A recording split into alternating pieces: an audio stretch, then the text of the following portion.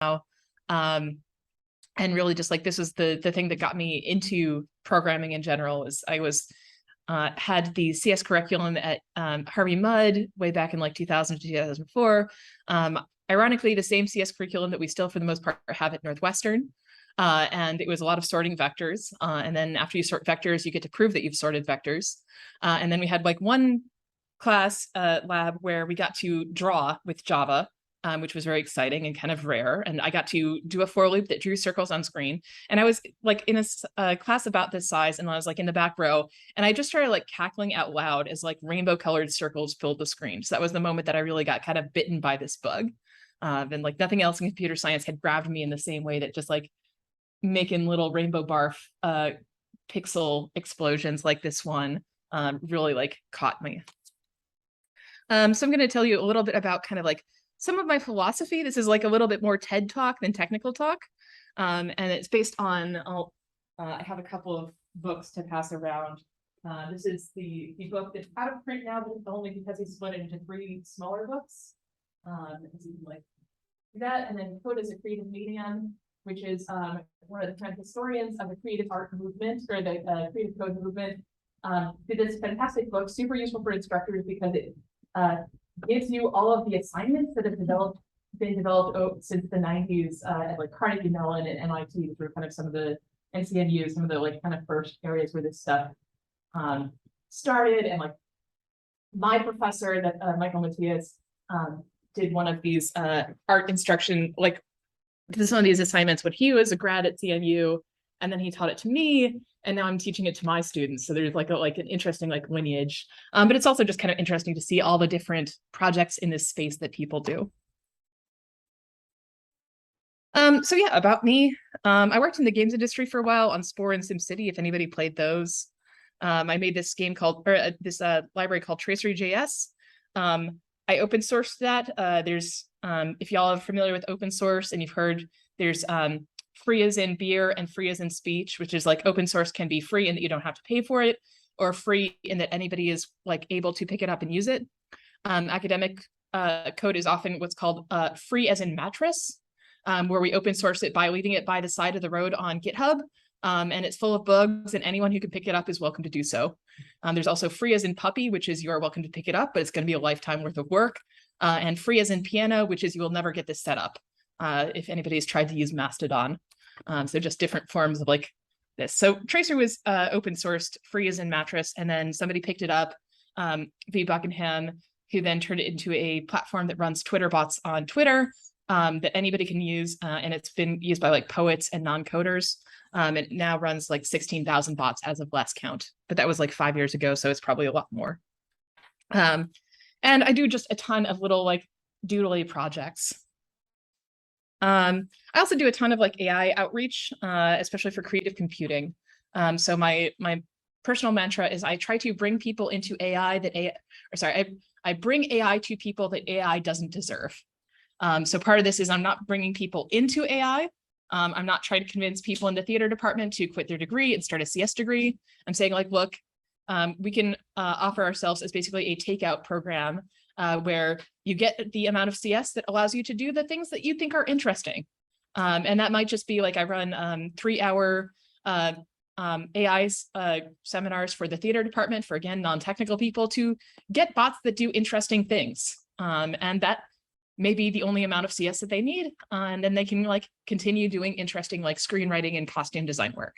So it's really about kind of like making myself of service to other departments.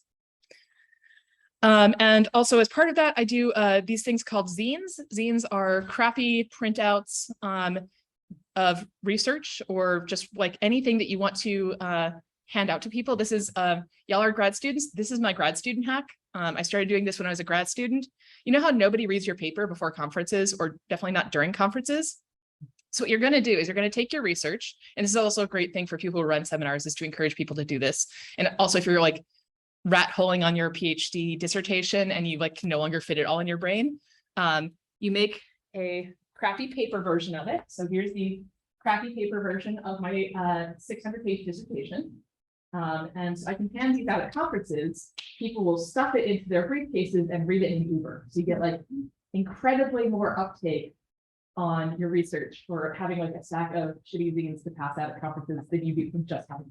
So I like encourage all grad students when you're going to a conference to try zinifying your research. And it can just be like 4 pages of cat gifs and like the tweet length version of what you're trying to get them to. Like, again, what do you want people to know about your research in an Uber? So there's a lot of really interesting thoughts on kind of how do we generate art? And also, how does nature generate art? So what is it that makes trees and buildings, things that nature makes, things that we make? And there's this wonderful mathematician called Vi Hart, and she does a great series of YouTube videos. And one of my personal favorites is how do flowers, so it's about like the Fibonacci spiral and patterns in nature. And she figures out like, okay, there's like all these interesting different things with spirals. And then her final video in the 3-part series is like, wait, flowers don't actually have protractors. Like they can't actually measure angles. Like how do flowers know how to make angles? And she eventually figures out that actually it's kind of this process by which if you have a bunch of droplets in a dish, they'll start to repel each other. And the first 2 drops will repel each other away from each other. But if you put a 3rd one in there, it will start to repel against the other 2. And if you keep doing that, like just randomly, they'll start to form the same angles as the plants. So the idea is that like there is some kind of machinery going on in just how things being randomly placed and trying to repel each other will naturally spread out in these things that form mathematical shapes. And I really like one of her end quotes is, this pattern is not just useful, it is not just beautiful, it is inevitable. So there's an inevitable pattern that creates this. And why do we see patterns? Like what is it that makes patterns? So this book was really like inspirational to me. So nature doesn't do math, but it's a complicated machine that's parts interact in intricate but predictable ways. And then the kind of corollaries to that is we can study the machinery of nature by studying the form. So we can like look at flowers and try to figure out what the heck it is that a flower is doing.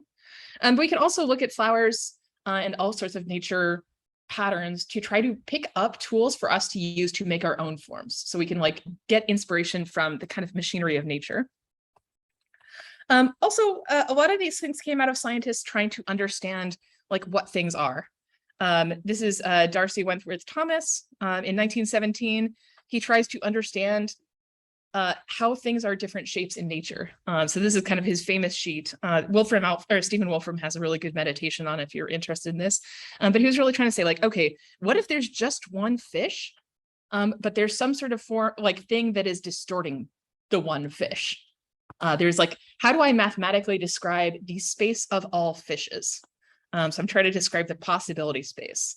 But I also might want to say like, okay, in what way mathematically is this fish different from other fish? So I can say like, oh, is this a different species? Or like if there's a chemical in the water, this fish gets like different in some way, but I want to be able to describe that mathematically so I can graph it. And we get a lot of tools from people who are trying to do this. Lindenmayer, Astrid Lindenmayer is a Swedish biochemist, and he tries to describe trees. And he says, okay, like I think we can describe trees mathematically with what's called a grammar. So this kind of replacement thing of like you have an X, the X can turn into an F and another X, positive X, an F and a negative X, and then some other X, and then F can turn into a double F. And so you can have like create branching trees. And just by slight differences in kind of the angle of what's going on, you can create a lot of different trees. So this allowed him to basically say, this is how willowy a willow is. This is how bushy a tomato plant is mathematically. I'm just like looking at this thing and saying, oh, this is a very bushy tomato plant. Because again, if you're a chemist, you might want to say like, I think adding 4% more nitrogen to the soil will make the tomato plant 1% bushier. You really want to be able to like see that graph changing in a way that you wouldn't if you're just like, this is a very bushy tomato. So there's a bunch of like, this is actually his entire book of the algorithmic beauty of plants, if you're interested in that stuff. So my thought is kind of like reading this book and looking at my own work is that like when I'm looking at things in nature, so these are 2 kinds of lava. There's more about this on the nervous system blog. You'll see nervous system a lot. They do a a lot of generative art that is then 3D printable. So they'll make a kind of online editor so you can change the shape of a mechanical linkage necklace and then order that printed out in plastic and shipped to you. So they're a really interesting like group that is like scientifically very interesting, also using that for industrial design and also making art and writing about it. So they really kind of are doing all sorts of stuff. But they have this article on just like lava forms. And it's really interesting because you can kind of see that pattern emerges from there being some interesting set of forces acting on some conditions. So you can see that like, okay, well, what is lava? Or especially like cooling lava is like, okay, I have a very hot liquid rock. And then the top layer of it, like there's a thin film on top that is getting exposed to air and cooling down. So I have like hot goo underneath and kind of a crunchy surface up top, or like a surface that is maybe getting a little harder than the original. And so like what happens, like, so, okay, that is like some conditions. So now the stuff underneath is like maybe moving, maybe the lava is flowing downhill, but now I've got this sheet. And so like, as the lava is flowing downhill, the sheet resists getting kind of like, just like flowing like the lava does. So now it starts to like wrinkle. So if you have stuff that's like moving underneath the sheet, you get these wrinkles. And you get different wrinkles depending on how fast it's moving. And like the reason that looks like a wrinkled sheet is that if you have a wrinkled sheet, it's actually operating under the same forms. It's like, okay, well, I also have a semi-stiff membrane that the stuff underneath it is shrinking or growing like your face as it does it as it ages, and you start to get wrinkles. Or, you know, I have a cup of coffee and I've microwaved my milk too much and I get that skin on top. Same thing. Like, why do we see the same patterns? Because we have actually the same forces and the same conditions. They're just kind of speaking metaphorically to each other. And we can see that a lot. So this next section is just like cool, different, like what are the kind of colors in God's toolbox, as it were? Like what are the inevitable, the sort of inevitable machines of pattern in nature? So these are just a selection of my favorites, and this book has a bunch, and then you can also kind of like discover others for yourself. I find this just like endlessly fascinating. And like, again, some of them are human made and some of them are nature made. So this is, if you have, like, if you want spirals, what you do is you extrude something. So if I extrude something, like I have a pasta maker and I just extrude straight, I get spaghetti. That's cool.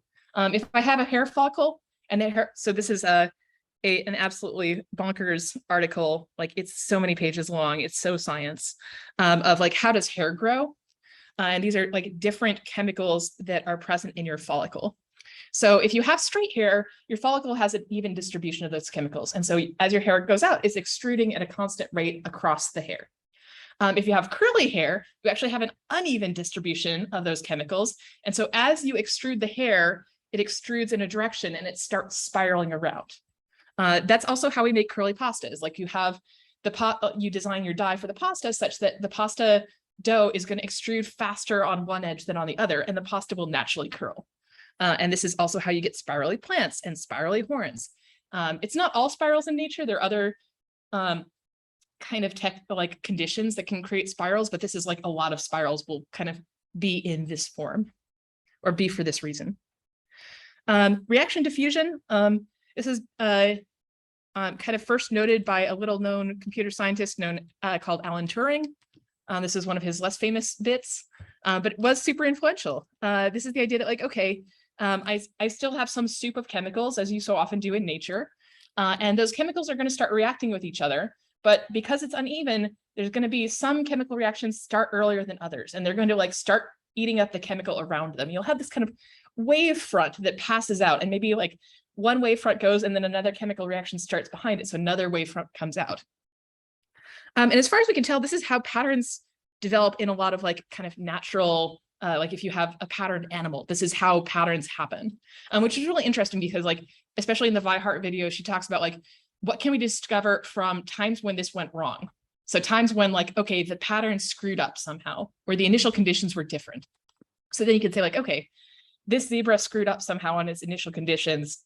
What do we see going on with the pattern? And then we can kind of like debug backwards to like, what is actually happening here.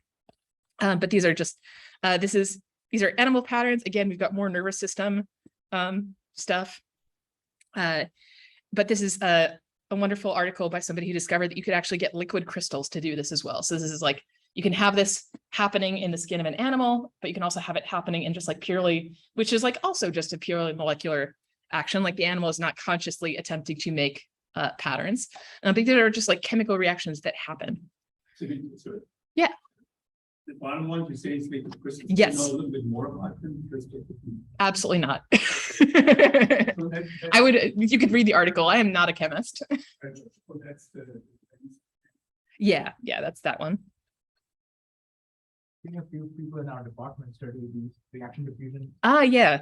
There's a really wonderful playground that you can like interact with and like kind of study by letting the thing go and get attractive background for your phone.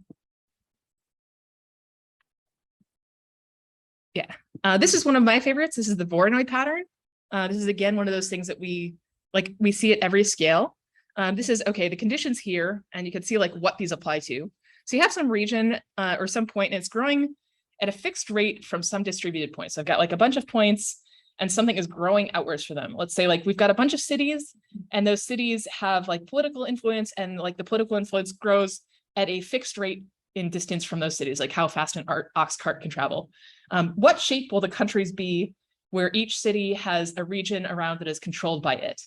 And like you eventually get these things that's called Voronoi patterns, which you can see. I don't actually have like a picture of Voronoi diagrams kind of by themselves, but like you can see it like forms these like little regions with often kind of crisply defined boundaries. But this is true of like also like nature as well. It also happens kind of like you can run it in reverse and get the same patterns. You can have unevenly distributed mass and shrink at a fixed rate, but want to stay together. So for a variety of reasons, and like even beehives, which we think of like, oh, beehives, they make hexagons. Well, they don't make hexagons. They don't have like little tiny bee protractors. What they're trying to do is like basically like pack the space optimally. And you can see that like when you start to go around curves, suddenly like that nice geometrical pattern like breaks down into something that looks a little bit more like a traditional Voronoi. But like Voronoi patterns on fixed, like on evenly distributed points will end up looking more geometric. There's lots of good algorithms to make Voronoi patterns. This one is my favorite. This is the Millennium simulation. So a month of computer time, I think about 10 years ago. And it was discovered that like, okay, if you spread out uneven stuff in the universe and you simulate it really hard to try to figure out like, okay, where do galaxies form? What do the galaxy formations do? You actually find that it is making a Voronoi pattern in space in 3 dimensions, as far as we can tell. So like, this is what the current science is that like all of life is in galaxies. All of the galaxies are on a thin soap layer surrounding a bubble.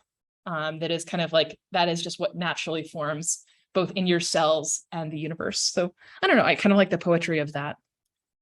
This is another one that I use a lot. This is flocking.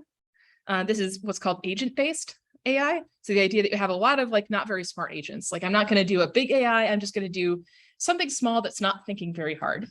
And it turns out that's what a lot of nature does too. Whether you have concert goers or birds, or here's ants, is like how do birds form flocks? There's an algorithm called Boyd's that I'm teaching in my 396 class this week. And the Boyd's algorithm was Craig Reynolds, a computer scientist, trying to figure out like, okay, birds are not super smart. A bird probably can't count that high. It's not going to be like looking at the entire shape of its flock, but like, what if it just has a small neighborhood? And so the Boyd's algorithm is basically like, okay, you have some bird facing some direction, it has some neighborhood, it's able to perceive various other birds around it, and then it's going to like start to apply basically 3 forces. Like one is the alignment, where it's going to average the direction of all the birds around it, you know, in its own non-mathematical way, and it will like adjust its angle accordingly. There's cohesion, where it will like find the center of mass of the other birds and move towards that. And then there's like a repulsion force, where it tries to not knock into other birds. And like just with those, and so you can have like a particle that's simulated with just those 3 forces. None of them are hard to calculate. Hopefully not for the bird, but certainly not in computer science. But just with that, you get really intricate flocking behaviors. If anybody saw the Lion King movie back in the day, that wildebeest stampede scene, that was one of the first kind of famous commercial uses of the Boyd's flocking algorithm, was to simulate wildebeests flowing. I I used to live in Emeryville, and so I got to meet one of the guys from Pixar who was the technical artist on Ratatouille, or one of infinity technical artists on Ratatouille. But he verified that, like, yes, he actually also used a Boyd's flocking like algorithm to, when all the rats are moving together, like if you have a whole bunch of things flocking, you can simulate thousands of rats and not have them knocking into each other, but also kind of like see interesting patterns where, like, you know, you'll get little clusters and you'll like have kind of like threads of movement. And then this is really great because if you have different conditions, again, remember our forces plus conditions. So there's our forces, here's our conditions. You know, like some of the birds are attracted to sit on these things, and then that's going to affect their flocking behavior, like the flocking behavior of birds around them. Like if I'm flying by and part of my flock is sitting on the wires, maybe I also want to sit on wires. So you can kind of see with like this stop motion video, like you can see the like thread of birds kind of curling and tangling around these wires. And then I just really like this one. It's like, this is aerial sheep herding. There's a whole genre of aerial sheep herding videos that you can watch if you are stoned and need to just like vibe for a while. But yeah, so like you can kind of see that, like, yeah, that's what's called an ant spiral. It is a deviant behavior of ants where they're following trails left behind each other. But if you can get them to go into a loop, they'll start reading their own trails and they'll get stuck in a loop. I don't think it ends well for the ants. I think it's hard for them to get unstuck from that. But you know, at least like you can see like the sheep basically approximating water here. So this is like, you can have agents that approximate flow. And certainly if you're doing like fluid dynamics, you can simulate fluid and air, like any sort of flow dynamics also with particles. And there's a lot of different ways to do that. I had like a contract gig that I did once, which was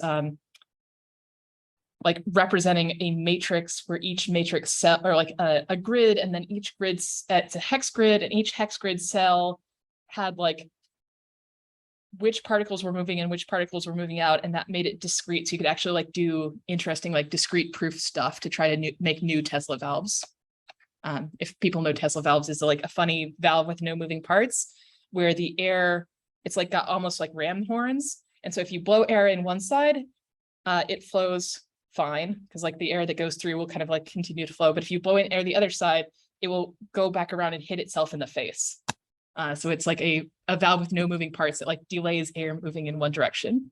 And so we wanted to design more Tesla valves, but that was always just like particles. So like, why do we want patterns? Like, all right, nature makes patterns. Why do we want to make patterns? Because patterns look good. And like these patterns, I'm speaking kind of like generally of patterns, like what are the kind of like aesthetics that we see in nature that look good to us? And this is like that there's a whole bunch of different things that we read as natural. So if I make a 3D scene and I say, okay, here's a ground plane, and I'm going to stick a tree in it, it's going to look super fake, because we naturally know that when a thing intersects a thing, usually something happens. Like whenever two forces intersect, you're going to have interesting forces. So there's going to be a force that kind of like pushes up the ground around the tree. There's going to be some grass, but there's going to be a force that kind of suppresses that grass through like wind, and it's going to interact when it hits the tree. And so like possibly there's going to be longer grass around the tree. There's going to be flowers that grow here, but not on the hilly side. The whole world is going to acknowledge that something is happening here. All the forces are going to acknowledge that there is something there. And if you don't acknowledge things, they look fake and weird. You can walk around Northwestern, and a lot of the modern buildings that we have, there's like, as part of the modern aesthetic, you know, you have your like ground, and it's just like this big square thing. There's no acknowledgement that there's like a corner. There's no acknowledgement that there's like an intersection. So they looked very like unnatural, which was like, you know, their goal. But then even when we've started like, so these are all made with stable diffusion by various artists, both like the people who made the algorithm, people who use the algorithm, the people who made the art in the algorithm. But you can see like it's starting to learn that like it really ought to acknowledge things. Like, okay, I could just put grass everywhere on this building, but I'm going to notice that like, oh, I want to like put grass in the crevices. Like, so I'm going to like find all the crevicey bits, and whatever rule it's like kind of working on is like knows that like edges should be like noticed. So even our AIs have kind of picked this stuff up. And this is why it starts like looking kind of natural. And I could start thinking about like, okay, well, what gives these patterns structure? So these are a couple of my favorite artists. Just kind of an example of like, okay, these are abstract arts.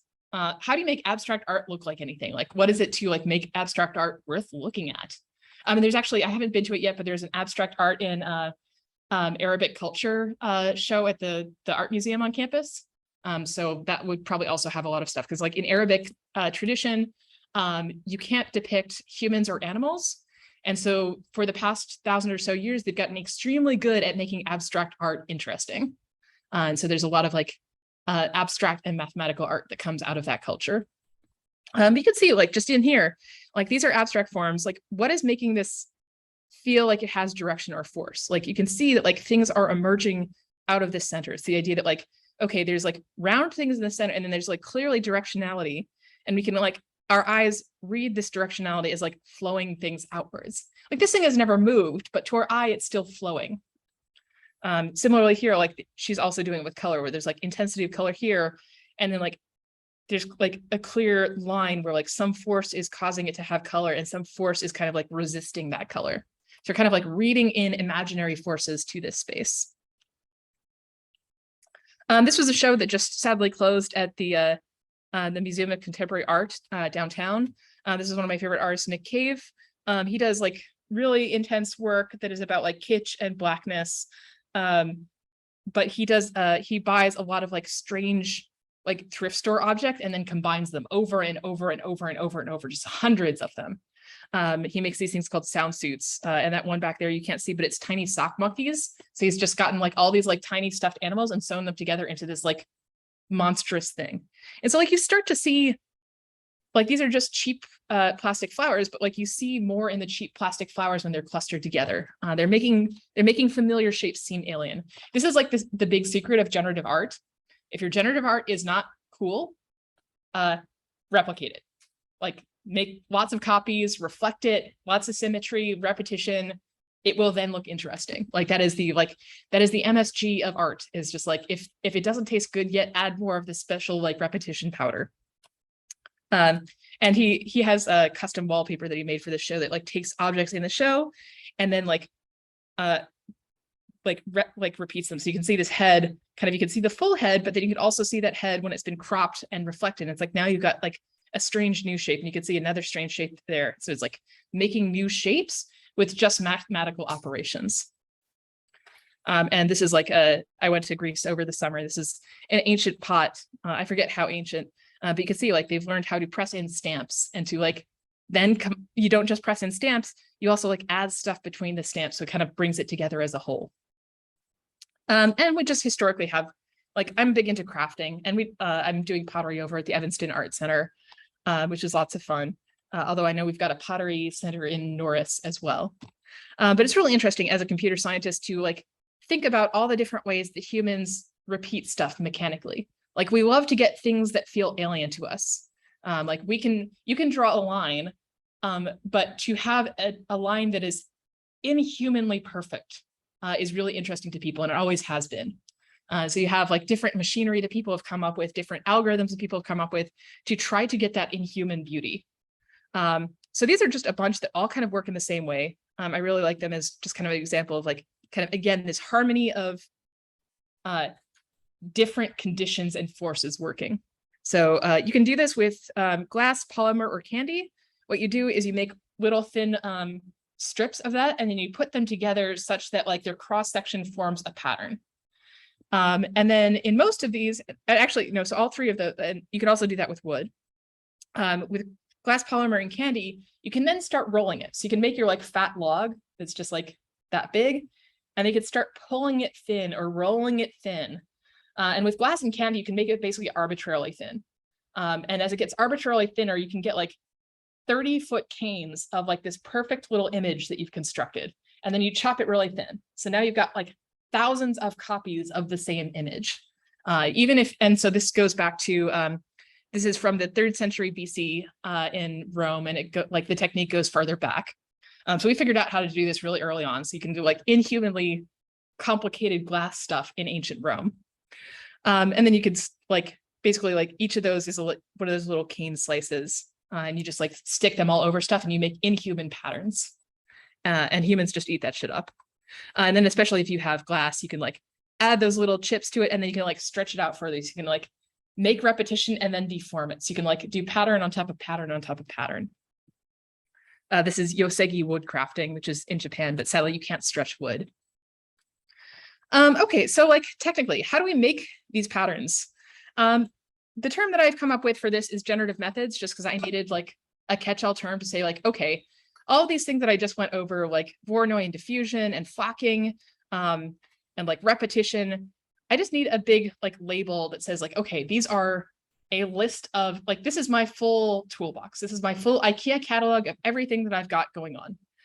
And you're like, y'all are welcome to any of these. This is just like all of my zines. But one of the zines that I have, the Encyclopedia of Generativity, is as of 5 years ago, so there's not a lot of ML in this, but this is like everything that, all of my tools. And then also, this thing here, this is a deck of cards that I made, which I can show y'all after, I've only got a couple more slides in this talk. This is basically all of the generative methods that I've got are in here. Here we go. Text center of mass, like we were doing in the voids. So that is a thing.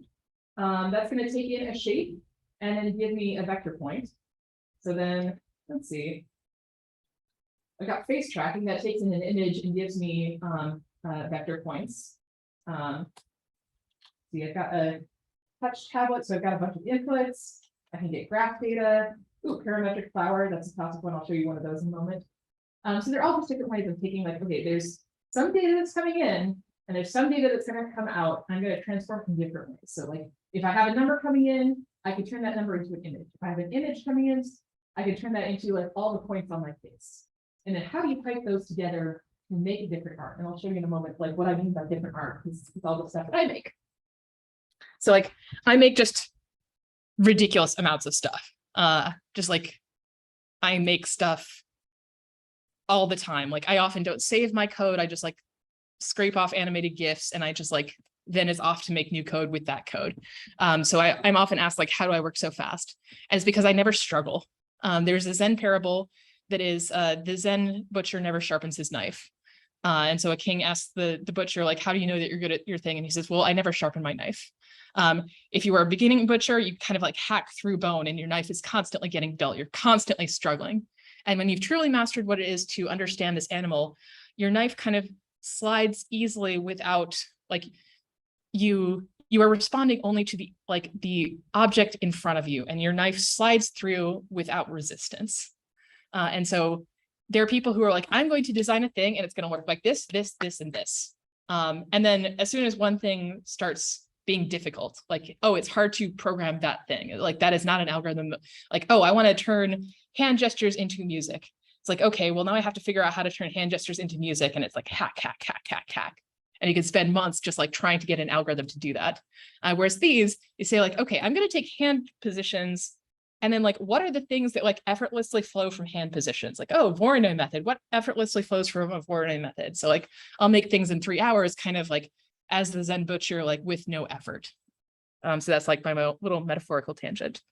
So yeah, I'm happy to like, I have dozens of decks of those because I kickstarted them a while back. So I'm happy to like share decks with anybody who wants them. So my work, and yeah, we'll have plenty of time for questions. So my generative methods class, so I'm on a 3-year contract. This is my 3rd year of the contract. We'll see what I do from here. Might stick around, we'll see. But I'm currently teaching generative methods with 200 students in it, which is ridiculous because Northwestern currently cannot keep computer science professors. We certainly cannot hire computer science professors. This is a known issue. And so we're having like, we have a lot of, do I have any CS masters, or like y'all are all applied math masters? We're having like, have you tried to get into CS masters classes? It's an absolute disaster because we keep like we keep adding new master's programs because they make a lot of money and then not actually having classes for them. So I'm currently like the sponge, and I'm absorbing 200 students a quarter, many of them masters. But this is a class where I teach you basically like, and all of my classes are very easy. If you ever want to take a class with me, it's like, it's good times. I have one student who's in that class from intro programming. So like, she just learned how to program. She's doing fine. She's making art. Like the hard thing is making art. The hard thing is not the like, what numbers do I put in?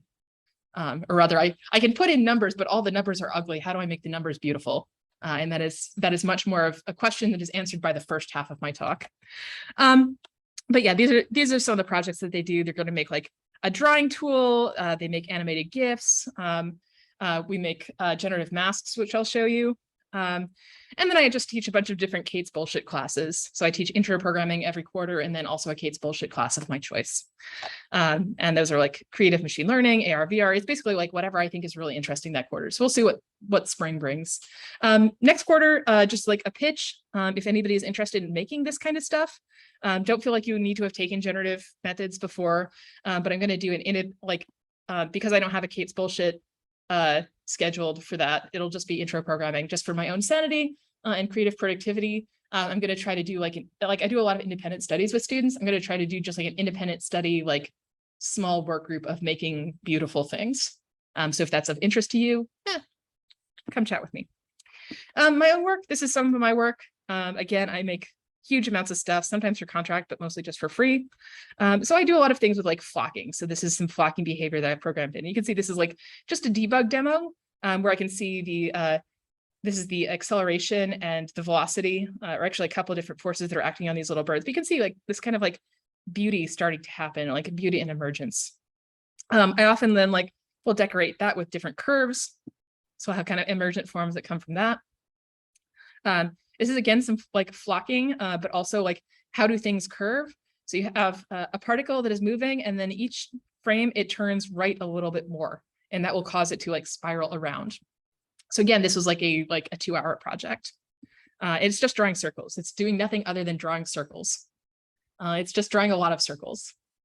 This was a contracting gig of somebody who wanted to make a really interesting L system tree that he could use as part of his game. And so I made like a very complicated L system generator where we can control like the curliness of the tree and the fruit and the drippiness of the fruit and different kinds of fruit, because we wanted to be able to like in one emergent system read 6 different kinds of plants, but also how healthy and bushy they are with like various different vectors. It's like, how can you make a plant that is readable in all those ways? This is kind of classic Voronoi. You can see there's my regions, and you can see here's my points. And so this region is, if I grew out from this point at a steady rate, like when would I run into somebody else's territory? And so you can see some of the points out here are quite far. So like they have like very small boundaries, but like these ones all started about the same. So you can see like that you end up getting these kind of interesting crystal patterns naturally for it. So again, that was just a quick doodle.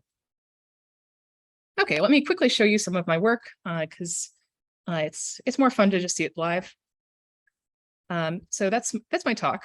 I should share slides with y'all so you have like all the links, because the links are pretty. Let's see. So my work is all at galaxykate.com. So you can see, again, lots of different stuff that I do. You can get all of my zines. I make a lot of weird Twitter bots. And there's like some demos of that stuff, but let's check out. If you go /apps, you can get to all the weird stuff that I make. So here is my flower generator. And I can pick the flower that I like the best and automatically evolve that. Ooh, that one's got leaves. And so I can just kind of like evolve, and these are just L systems again. So again, this was a quick project. Excuse me, can you remind me what an L system is? Yeah, this is so an L system is a replacement grammar. It can replace anything with anything, but it says, okay, a recipe for a tree is you take some stem, and if you have a stem, you can replace that stem with a stem with 2 things. If you have a stem there, I can replace that stem with 2 things, and I can replace that stem with 2 things. You can say like, oh, I can replace that stem with a thing at this angle and a thing at that angle, and then your tree will kind of like grow over that way. So it's a basic replacement grammar. Is this grammar in like programming language like JavaScript? Yeah, so this is all almost all of my stuff is JavaScript plus processing, which is a kind of like lightweight library on top of JavaScript that allows you to draw things easily. I do very little with 3D just because it's kind of like heavy lifting. I thought processing has a Python.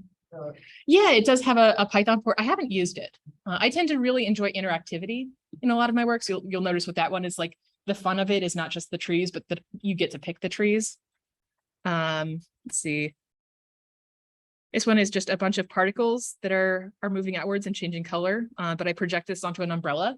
So I have like a little umbrella with a projector on it.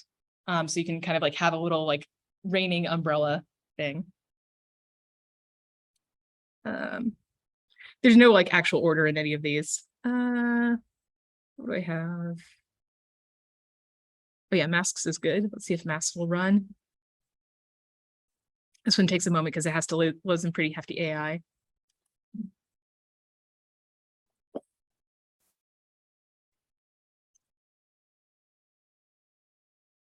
Loading, loading, loading.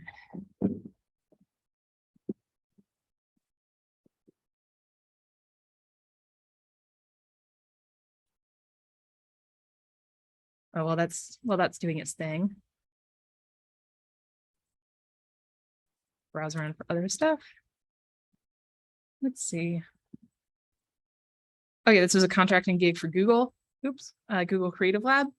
They were doing body tracking. So this was it's called PoseNet. The idea that like, okay, if you have video coming in, so I have video, and this is kind of in the genre I'm gonna somewhere. I have video coming in, I have an image.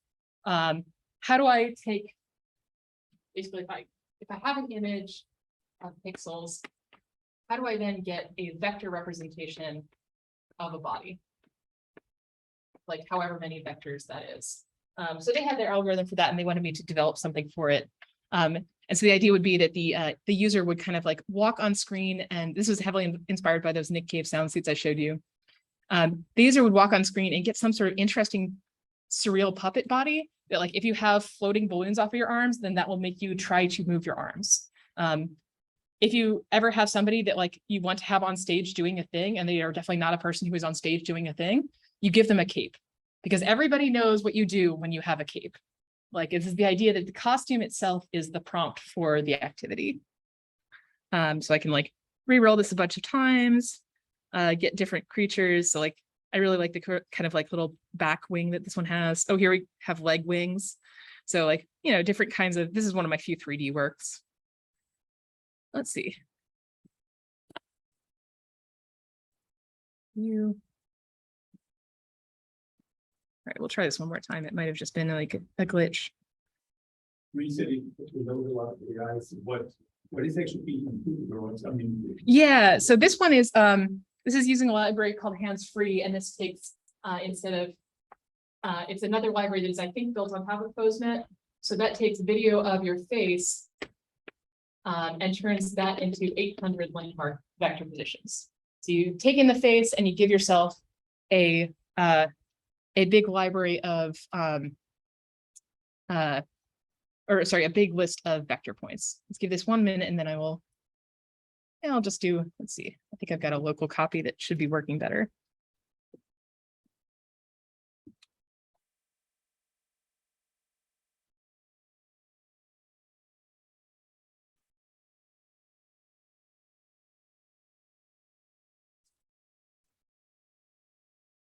Oh, did it just turn on? No. It's a machine learning library, so it's like quite, or it's a machine learning model, so it's like pretty heavy. But I have one with like pre-recorded face. You can at least see like, okay, so this is a recording of my face that I did. So it's like, I was on screen. I had all of my vectors coming out from my face. You can see all 800 points there. And then I recorded basically like the trace of all those points over a couple of seconds. So this is nice because like this one is, oh, no, here we go. Hey, there we go. So there's me. This is the final project for my generative methods class. It's like they've spent all quarter drawing stuff at different points. So now you have a whole bunch of points and you can decide what you want to draw. So here's, I've got a bunch of particles. So there's that kind of like flocking behavior. So I can kind of like do like yo-yos with my hands. Here's our friend, the Voronoi pattern. So that you can see my regions. So Voronoi patterns are really great. Basically, if you have a bag of vectors, Voronoi patterns are a free move. They take in a bag of vectors and then they will give you all the regions. And then you just draw the regions and you have an art piece. Go home, pack it in. Everybody loves Voronois. But they're kind of tacky, but like they're just like really people find them very surprising, and like they kind of click all of our like something is recognizing me, but I'm strange. Yeah, again, just kind of lots of different things. This is actually all in 2D. There's no 3D here. This is just drawing stuff directly on the face, but because like the position of my face is changing, you get kind of like that emergent feel. Here's like, you can see the leaves kind of moving. That's because each leaf has a little particle attached to it. So I can kind of like simulate a little bit of motion in the leaves. This one is just taking advantage of the fact that in processing, you don't have to erase the previous frame before you start drawing. So you can just like draw over and over again. If anybody had the like pipes screensaver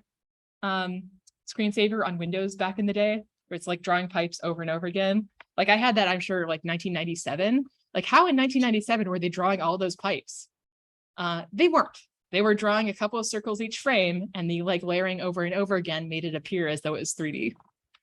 So like that kind of like overdrawing thing. So yeah, I'll leave that one up. And I'll show you just like, this is the joyful hedge. I think I already showed this like kind of in a couple of screenshots, but there you can see it's doing the same thing where it's like drawing over and over each frame, and suggesting a much more complicated 3D scene that is actually there.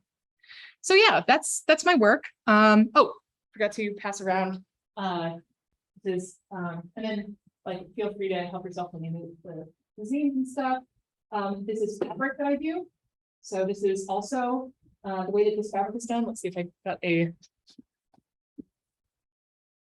The fabric is one of those ones where I keep like starting it and restarting it and restarting it every time, and it's never quite what I want.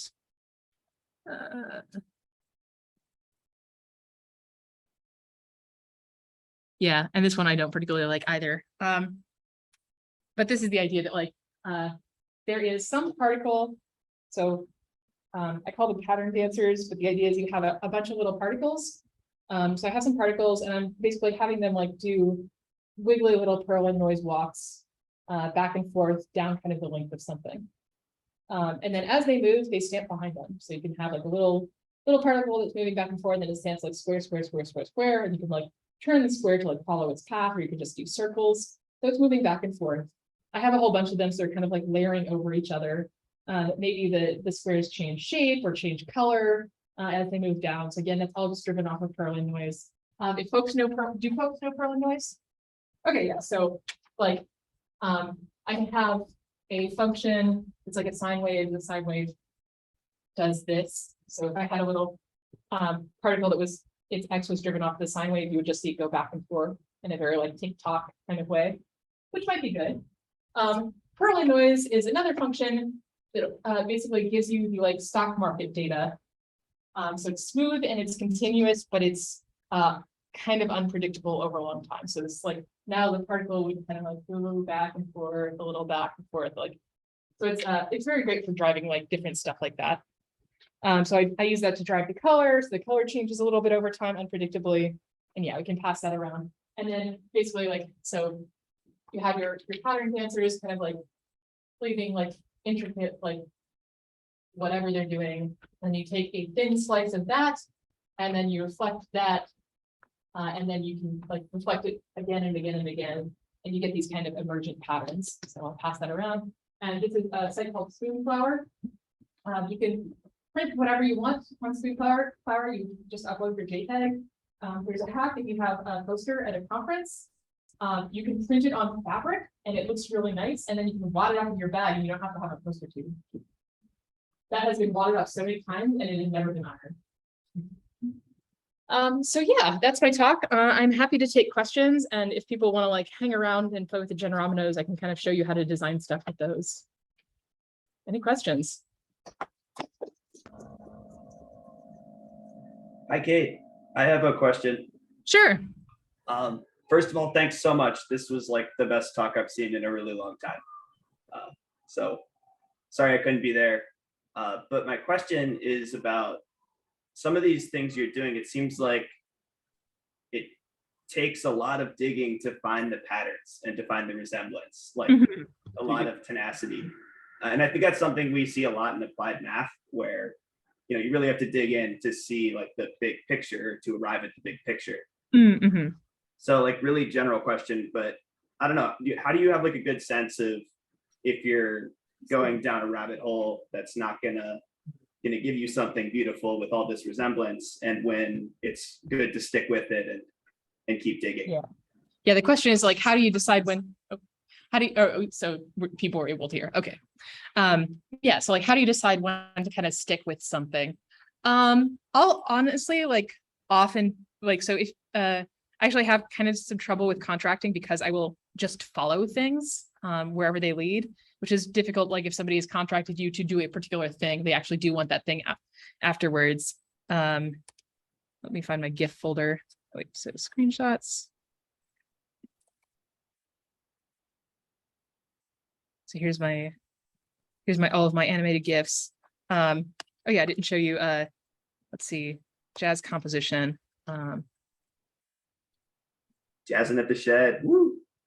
Yeah.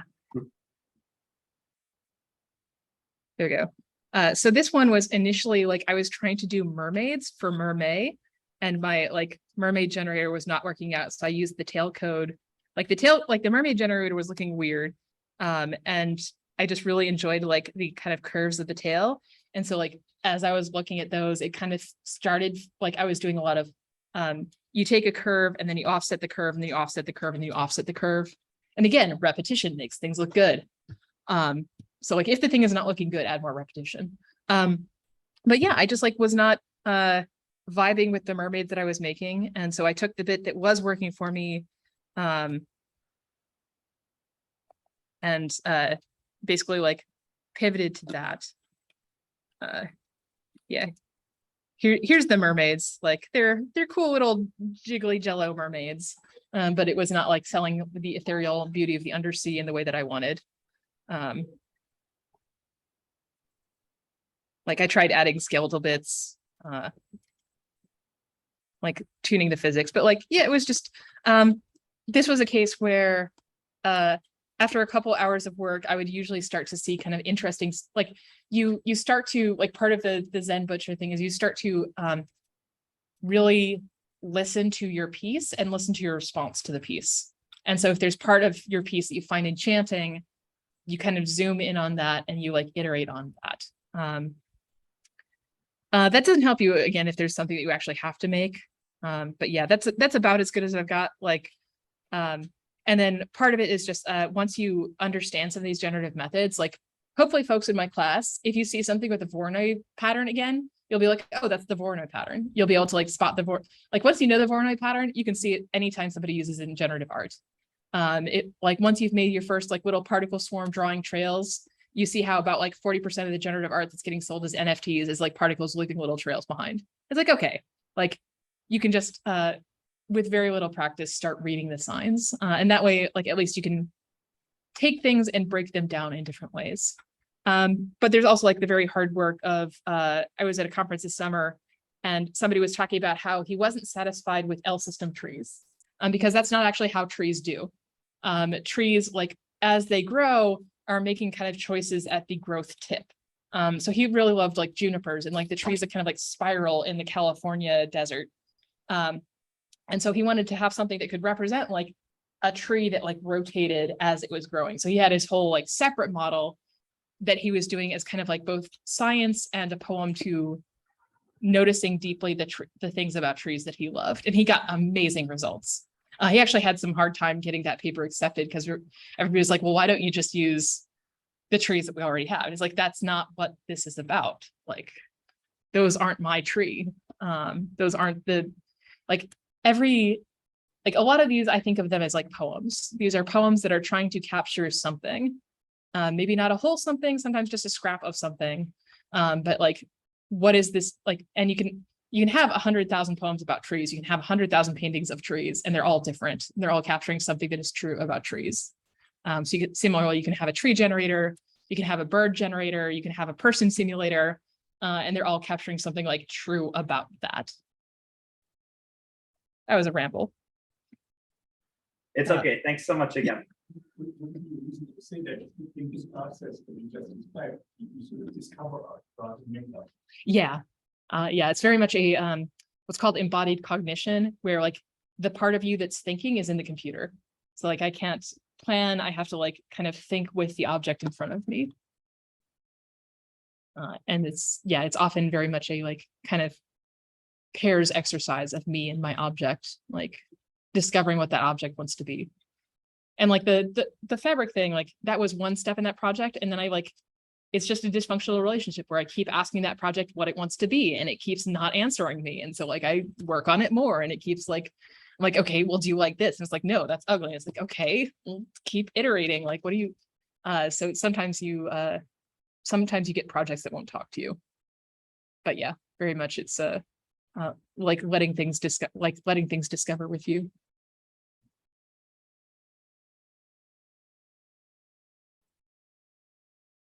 All right, cool. Very basic. So this is what did you see with Spoon flower. no, how you make it? I think it's on top, but this didn't look as good. And it was very beautiful. So Yeah, they have a whole bunch of different fabrics that you can choose from. That one is poly crepe de chine, which is also one of their cheaper ones. So I actually like I printed I picked out 60 unique images from that generator. I printed them all out and then I gave them away at conferences because like on the each of those scarves, like a single strip of it, or like that one is like 3 or 4 strips. Yeah, 4. I would cut that apart and each one of those would cost me about $3. So they're like a kind of pricey giveaway, but like people get really excited. But yeah, they're like it's hopefully on a par with like a conference printing your poster. From these projects, how do you spend time on it? Like, how do you spend time on one project with another? How do you balance looking at one? Yeah. Yeah, no, definitely some of them are like therapy projects where it's like, I'm sad, I'm going to program myself a tree code today. So like, I'm very fortunate in that this week is particles. So I spent the week building this like, the weekend building this like extremely overpowered Galaxy K8 / Jamboree. This is for my intro programming class. It's a like online code editor where I can see all the activity of all of my students in the class. So it was like a lot of boring code that's about like filling in squares with text. And so as a little treat, I get to spend today programming particle code because my particles kind of bring me joy and emergence. And so it's often just like, what am I in the mood for? And again, like these are, because I'm working very efficiently kind of with the materials, usually my projects don't take me more than like 3 or 4 hours. So they're easy to kind of fit in places. There's not a like, oh, which of these is like taking away from my like teaching or prep time. Is it different working on a project for yourself versus like a contracting project? No, because I'm just very idiosyncratic and I only have one way that I can work. I've tried to work like this is my most like polished and like sticking with it kind of project that I'm working on right now. It's just very difficult for me. Some people are very good at like polish and maintenance and clear planning. And I'm like one of those, like, what is it? The F1 sports cars, the ones that are like really weird looking because it's for a particular kind of race and can only do that kind of race. Other people are much more like the Honda Civic where like they can do everything. Okay. So lots of different people in the world. I have my particular niche. Okay, any more questions? So thank you for